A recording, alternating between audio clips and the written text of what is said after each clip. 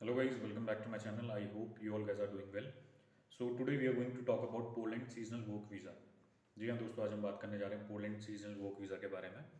ये प्रोसेस कैसे वर्क करता है, कि सीजनल वर्क वीज़ा जो आपको प्रोवाइड होता है उसका क्या टाइम ड्यूरेशन होता है, मैं सारा आपको इस जी हाँ दोस्तों, आज इस वीडियो में आपको बताऊंगा कि प्रोसेस कैसे वर्क करता है। जो सीजनल वर्क वीज़ा है इसका टाइम ड्यूरेशन कितना रहता है। जो सीजनल वर्क वीज़ा का टाइम ड्यूरेशन होता है 9 मंथ्स का टाइम ड्यूरेशन होता है इसका। एक साल में आप 9 महीने काम कर सकते हैं। और जो इसकी ओपनिंग होती है अप्रॉक्सीमेटली अप्रैल वाले टाइम पे ओपन होता है, अप्रैल टू अक्टूबर लास्ट लास्ट तक एक्सपायर हो जाता है। 9 महीने का टाइम ड्यूरेशन होता है इसमें। और इसमें आपको बताना चाहूँगा जो रिक्वायरमेंट होती है पहले आपकी एग्रीकल्चर इंडस्ट्री में होती है, एग्रीकल्चर वर्कर की रिक्वायरमेंट होती है। इसके अलावा जो फ्रूट पिकर वगैरह है इसकी आपकी ओपनिंग आती है।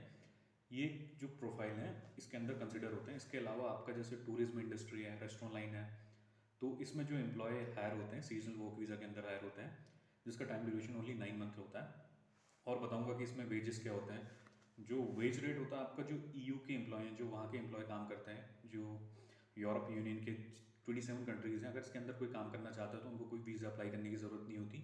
वो ईजिली काम कर सकते हैं विदाउट एनी वर्क परमिट। और जैसे थर्ड कंट्री नेशनल है, जैसे इंडिया हो गई, अदर कंट्री है, इंडिया, नेपाल, पाकिस्तान, यहाँ से अगर लोग आते हैं तो इन लोगों को वर्क परमिट के लिए अप्लाई करना पड़ता है। और जो वर्क परमिट का टाइम ड्यूरेशन कितना होता है ये भी आपको बताऊंगा। जैसे अगर आप नॉर्मल एप्लीकेशन फाइल करते हैं तो उसमें जो टाइम ड्यूरेशन होता है 8 to 12 वीक्स का टाइम ड्यूरेशन होता है। कहने को तो 8 to 12 वीक्स हैं, उसके अलावा 3 हफ्ते का टाइम तो उसको सबमिट करने का लगता है, 4 महीने का टाइम लग ही जाता है मेनली।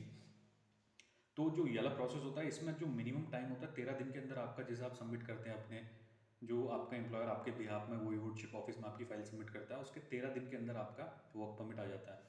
जो सिनेरियो मैक्सिमम टाइम लगता है इसमें 30 दिन, 30 डेज, 40 डेज तो लास्ट होता है, इसके अंदर आपका वर्क वीज़ा आ ही जाता है। इसमें प्रोसेसिंग टाइम बहुत कम होता है, तभी आप कह सकते हैं कि वन ऑफ द एक आपको एडवांटेज मिल जाता है अदर वर्क परमिट से। और अगर वेजेस के बारे में बात करूँ तो वेजेस सेम रहती है, कोई डिस्क्रिमिनेशन नहीं होता है। ईयू और अदर, जैसे अदर कंट्री के जो एम्प्लॉयज़ वो हायर करते हैं, सबका वेज रेट जो होता है सेम ही रहता है। जो मेनली बेनिफिशियल रहता है, जो वहाँ के स्टूडेंट वर्क करते हैं उनके लिए बहुत बेनिफिशियल रहता है, वो ईजिली अप्लाई कर सकते हैं अगर वो 8 महीने के लिए काम करना चाहते हैं, तो जो ऑलरेडी वहाँ स्टे कर रहे हैं।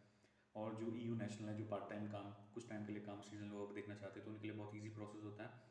अगर आप इंडिया से फाइल करेंगे तो जो आपका प्रोसेसिंग टाइम है वर्क परमिट का तो कम रहता है, उसके बाद अपॉइंटमेंट लेने में तो वही टाइम लग जाता है।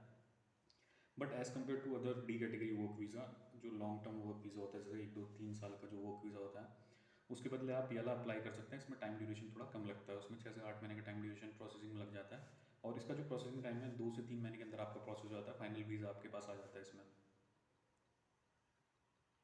और राइट टाइम तो मैं आपको बताऊँ अप्रैल ही होता है, क्योंकि अप्रैल से अक्टूबर तक का समर सीजन स्टार्ट हो जाता है। वहाँ पे हल्का फुल्का काम वाम करने का तभी हो पाता है, फ्रूट वगैरह आप जो भी काम वाम होता है, फ्रूट पिकिंग है, एग्रीकल्चर है, आप तभी कर सकते हैं। अगर फिर विंटर सीजन आ जाता है, फिर वहाँ उसमें तो फिर स्नोफॉल ही रहता है, तो उसके टाइम पे थोड़ा एग्रीकल्चर तो फिर उनका स्टॉकिंग ही करते हैं वो लोग।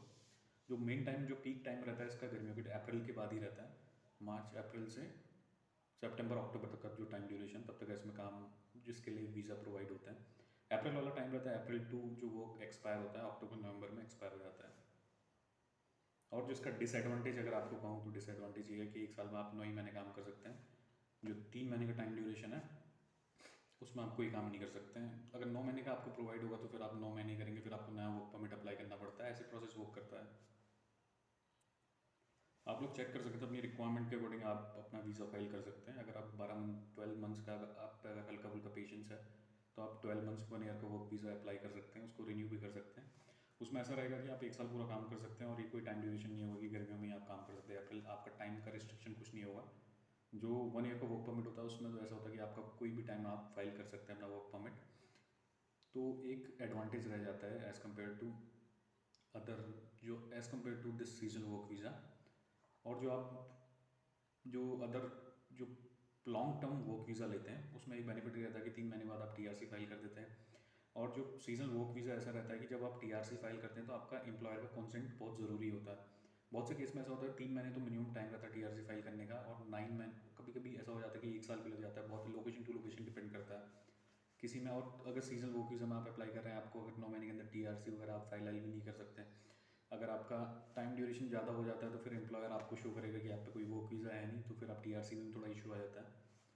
बस ये डिसएडवांटेज है इसका। अदरवाइज़ अगर किसी को जल्दी बाजी में जाना है, तो अगर किसी को जल्दी जाना है तो उसको फाइल कर सकता है सीजनल वर्क वीज़ा। और अगर उसका स्किल सेट एग्रीकल्चर या कोई टूरिज्म की ओपनिंग है तो then they can apply for this visa. Thank you guys.